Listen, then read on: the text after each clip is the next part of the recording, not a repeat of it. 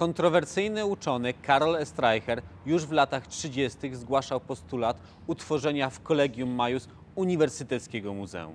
Myśl tę udało się zrealizować dopiero po II wojnie światowej. Dzisiaj trudno sobie wyobrazić, że w 1946 roku składowano na dziedzińcu Collegium Maius mienie repatriantów ze wschodu. Karol Streicher do uniwersyteckich zbiorów pozyskał cenne artefakty, jak i całe kolekcje. Przez wieki mistrzowie związani z uniwersytetem przekazali na jego rzecz cenne artefakty. Temat ten rodzi szereg pytań, na które odpowie dzisiejszy ekspert, którego chciałbym zapytać o to, jakie były początki gromadzenia kolekcji w Uniwersytecie Jagiellońskim.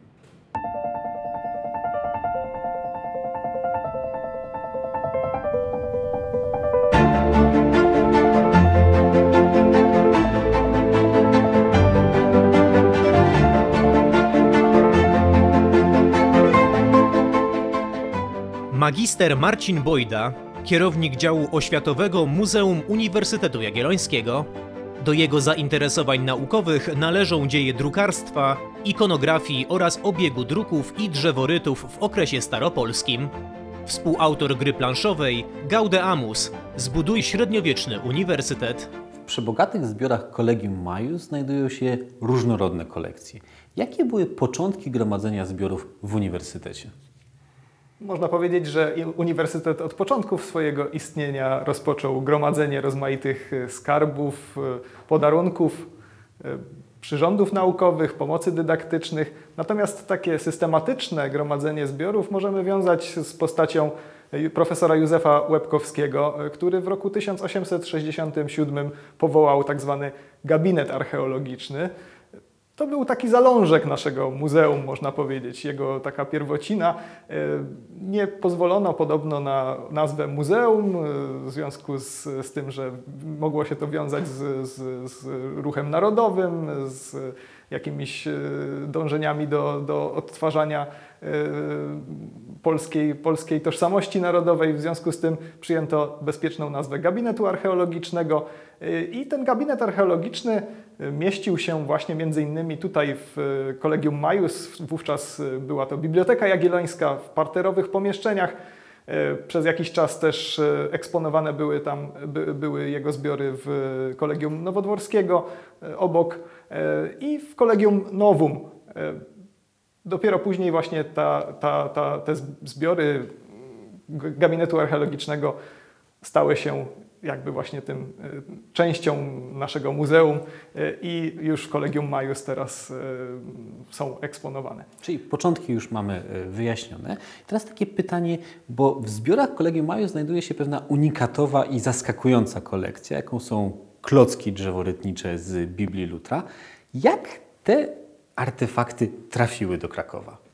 No właśnie, myślę, że niewiele osób zdaje sobie sprawę z tego, że ten arcyważny zabytek dla dziejów nie tylko ruchu reformacyjnego, ale całej rewolucji informacyjnej, którą przyniósł wynalazek druku, znajduje się właśnie w Krakowie w zbiorach Muzeum Uniwersytetu. I jak to się stało, że te klocki drzeworytnicze tutaj trafiły? Można powiedzieć, że pokonały trochę podobną drogę, jaką dzisiaj przebywają używane samochody niemieckie, gdyż są to klocki, które pierwotnie posłużyły do ozdobienia sławnej Biblii Marcina Lutra, po raz pierwszy użyte w wydaniu z 1535 roku i dosyć intensywnie były eksploatowane. Tych wydań było kilka. No i jak już te klocki się nieco wysłużyły, to drukarz Jan Luft z Wittenbergi odsprzedał te już nieco wysłużone klocki drukarzom praskim.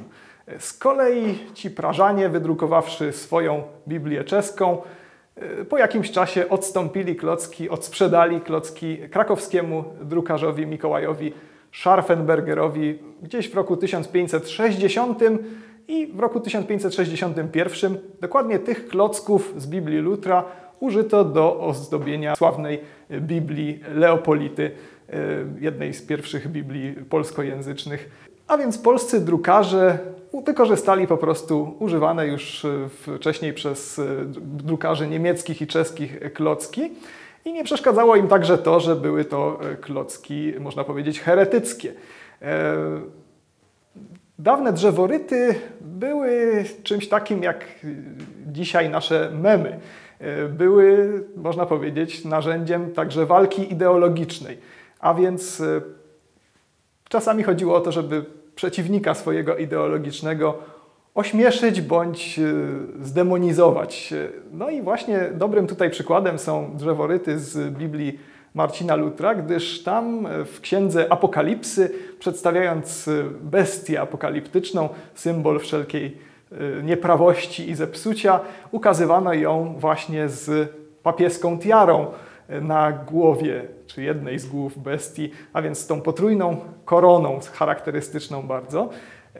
I w późniejszych wydaniach w Biblii właśnie Leopolity, katolickiej Biblii, trzeba było oczywiście pewnych zmian tutaj dokonać. Wyretuszować pewnie. Wyretuszować, tak, wydłutkować.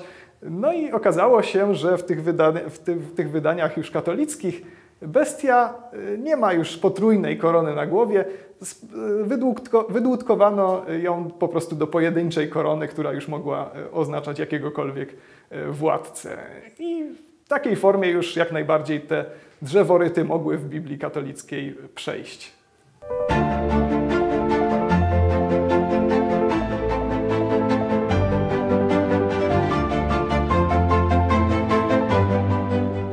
W Collegium Maius znajduje się imponująca kolekcja globusów. Jak powstawały pierwsze globusy? Pierwsze globusy były czymś ekskluzywnym, bardzo drogim. Powstawały metodą rękopiśmienną, bądź to malowane, bądź też rytowane. U nas mamy kopię najstarszego na świecie globusa, tak zwanego Erdapfel Martina Beheima, którego oryginał znajduje się w Norymberdze. Wykonany został w roku 1492. Jeszcze bez pewnego kontynentu. Tak, no niestety autor miał tutaj trochę pecha, bo w tym samym roku globus mocno się zdezaktualizował, gdyż Krzysztof Kolumb, jak wiadomo, dopłynął do Nowego Świata i globus nie został już zupdate'owany o tę ważną informację. Natomiast możemy na nim na przykład zobaczyć, dlaczego Kolumb w ogóle podejmował się takiej wyprawy w kierunku zachodnim, bo widać na nim, że Japonia ukazana jest dużo bliżej Europy niż w rzeczywistości to ma miejsce i gdyby Kolumb był świadomy, jak daleko ta droga na zachód wiedzie, to pewnie nigdy by się nie podjął takiej trasy. Na tym globusie malowanym możemy zobaczyć różne ciekawe rzeczy, jak na przykład to, że Morze Czerwone jest dosłownie czerwone, czy na biegunie północnym zaznaczoną tak zwaną Rupes Nigra, czyli górę magnetyczną, która miała przyciągać wskazówki kompasu w kierunku północnym. Potem stopniowo technika druku sprawiła, że także globusy stały się bardziej dostępne. Tutaj przede wszystkim wynalazek miedziorytu bardzo się sprawdził, gdyż mapy na globusie są obrazami bardzo dokładnymi, szczegółowymi, więc tutaj drzeworyt nie za bardzo miał zastosowanie. Miedzioryt był dużo lepszy, bo umożliwiał właśnie dużo takie subtelniejsze kreseczki. Mógł być też używany wielokrotnie, była to dużo trwalsza matryca i te globusy mogły być wydawane całymi seriami. A czym były globusy nieba? No właśnie, bo w dawnych czasach globusy zazwyczaj powstawały parami. Był globus Ziemi, taki jakie znamy z własnego doświadczenia, ale zwykle towarzyszyły też globusom Ziemi globusy nieba.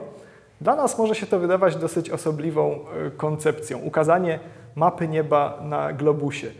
Natomiast oczywiście dawna kosmologia przyjmowała, że gwiazdy stałe tworzą sferę, a więc wierzono, że gwiazdy stałe są w jednakowej odległości od Ziemi, umieszczone na czymś w rodzaju takiej kopuły niebieskiej, takiej ogromnej sfery. I patrząc na globus nieba, patrzymy jakby na tę sferę gwiazd stałych z zewnątrz, z takiej perspektywy boskiej, a więc widzimy niebo z drugiej strony, więc gwiazdozbiory są na nich ukazane jakby w lustrzanym odbiciu. I tutaj także właśnie wynalazek miedziorytu umożliwiał bardzo piękne przedstawienia gwiazdozbiorów, artystycznie bardzo przedstawionych, więc te postacie, różne mitologiczne potwory, różne zwierzęta bardzo wdzięcznie się tam prezentują. A kiedy zaczęły powstawać pierwsze polskojęzyczne globusy? Technika litografii sprawiła, że globusy stały się jeszcze bardziej dostępne i już na taką masową, można powiedzieć, skalę zaczęły powstawać, także coraz szerzej zaczęły być wykorzystywane jako pomoce dydaktyczne. I wtedy też pojawiły się pierwsze globusy polskojęzyczne. To była połowa XIX wieku i co ciekawe, jako pierwsza produkcję polskojęzycznych globusów rozpoczęła firma niemiecka, norymberska. Abel Klinger z Norymbergi w roku 1851 pierwszy taki polskojęzyczny globus powstał w zbiorach naszego muzeum. Mamy taki globus polskojęzyczny po 1852 już wydany. A jak z pomocą globusa Kazimierz Kordylewski wyznaczył trajektorię Sputnika, przenosząc się troszkę bardziej w czasy współczesne? To jest bardzo ciekawa historia nietypowego zastosowania globusa. Kazimierz Kordylewski, astronom, wybitny odkrywca tak zwanych pyłowych księżyców, był również osobą, która z pomocą globusa wyznaczyła trajektorię Sputnika. Jeszcze w czasie, kiedy nie wiadomo właściwie było, czym ten Sputnik jest, zaczęto odbierać sygnały radiowe w różnych miejscach na świecie, właśnie emitowane przez tego sztucznego satelitę wystrzelonego przez Związek Radziecki. I radioamatorzy rejestrowali te sygnały w różnych miejscach i Kazimierz Kordylewski postanowił zaznaczyć te miejsca na globusie, używając do tego takich kółek papierowych, które zostają w dziurkaczu po używaniu, więc przyklejał po prostu w różnych miejscach na globusie te kółka i z pomocą takiego właśnie globusa z przyklejanymi kółeczkami wytyczył trajektorię lotu Sputnika i dzięki temu przewidział, kiedy Sputnik pojawi się nad krakowskim niebem i jego syn jako pierwszy wypatrzył tego satelitę i uznawany jest za pierwszego odkrywcę sztucznego satelity Ziemi w historii.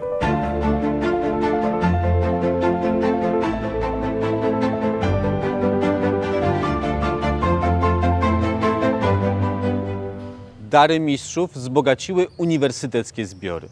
Do listy darczyńców można dopisać Kołłątaja, prymasa Poniatowskiego. A wśród hojnych dobrodziejów odnaleźć można możną rodzinę Lanckorońskich, magnata Jana Zamoyskiego czy króla Jana III Sobieskiego. Trzeba także podkreślić, że również studenci zapisali na rzecz uniwersytetu cenne pamiątki. To oni przecież przekazali chorągiew i część broni zdobytej w potyczkach z wojskami arcyksięcia Maksymiliana Habsburga. W zbiorach Collegium Maius znajdują się unikatowe kolekcje zabytków sztuki, jak również bardzo cenne pamiątki najważniejszych wydarzeń z historii Polski. Dodajmy do tego unikatową kolekcję klocków drzeworytniczych, które przenoszą nas w czas sporów religijnych ery reformacji. To wszystko sprawia, że ta kolekcja jest tak wyjątkowa i unikatowa. Wszystkich gorąco zachęcam do poznania zbiorów Collegium Maius.